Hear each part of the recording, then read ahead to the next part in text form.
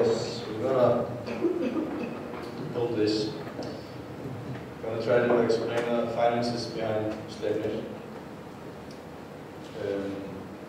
First, just to go over the reason why Sleipnir exists with the CCS carbon capture process. So in the beginning, we have on the top, we have here the Kyoto protocol that you all probably know of. It's introducing lowering emissions and stuff like that. And in the aftermath of that, Norway decides to put on a carbon tax to lower emissions in Norway. Now, the company, oil companies and natural gas companies, can respond to this in three different ways in the Sleipnir project. Either they could pay the tax, which amounts to $50 approximately per ton, use the carbon for enhanced oil recovery, or E or I, or try to inject the CO2 back into the ground. For the tax part, the conclusion was they would have to pay, well, roughly for the gas they pump down, which is almost 1 million tons a year, they would have to pay roughly $50 million to just, release the carbon straight into the atmosphere. For using the carbon to enhance oil recovery, the problem there was there wasn't really no field to use in the, excuse me, it's like a teacher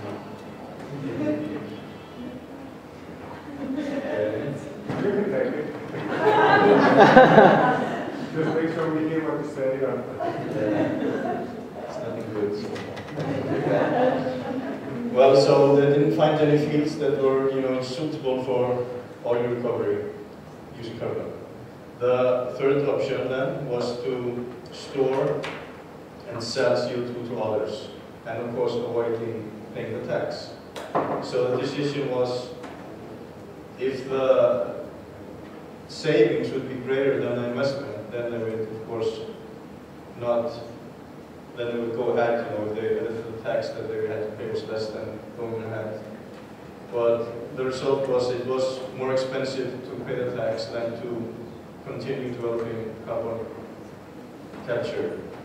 The bottom line here would be that the companies usually only act in their own interest and making government action necessary. Because if the government doesn't put an incentive on the companies to try to lower emissions, they're not going to do it. The only reason behind a process like this is getting, not having to pay the taxes. That's the main reason. Saving money. Who owns Sleipnir? There are basically 4 companies. That is Statoil Oil, which you have seen in other lectures. ExxonMobil Norge, which is an international company. You probably all know of these companies. Total, E&P, Norge, and Norsk Hydro. The interesting point here is to notice that Statoil has 51% and Norsk Hydro has 9%. But these companies are in very close relations, so they together really represent 60%. I think they merged. Yeah, but for some reason, it varies between the resources, who really owns the companies, but it looks better probably for the stock to have it in 2 places. But yeah, it's the same companies. The lifetime of the project is assumed to be 25 years. This is probably something that can vary, but the plans are that they can pump 1 million tons per year, so it's going to be independent of the source that they have. This was fairly large volume for CO2. They're only going to, today at this current plan, they're only going to pump 25 million tons of carbon down. But that, of course, can change, only time can tell. The cost per ton was given in the range to $40 to $50. The main cost factors for a plant were the pre-study, designing, studying the sediments, stuff like that. The compressors, trains, and gas turbines needed to run the carbon process, and of course the injection well, and then operating cost. The cost summary site characterization was 109 million, CO2 compressors 79, CO2 injection well was about 50 million, and operation cost is 7 million a year.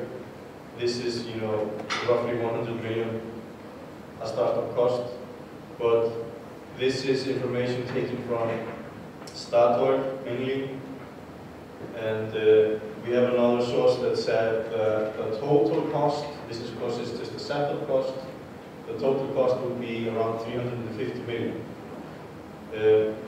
If that is correct or not, that's difficult to say because they already had the process running, they're taking up gas. So probably what the company like Statoil is representing is cost that they feel that they have to additionally add, but maybe some other people would say some cost that is included with which they already are doing. It's a different opinion. So either it's 100 or 350 really doesn't matter for the perspective of oil companies or the guys that have. They say it's roughly 100. We're going to stick to that number. Then the question becomes, does it pay to do something like this?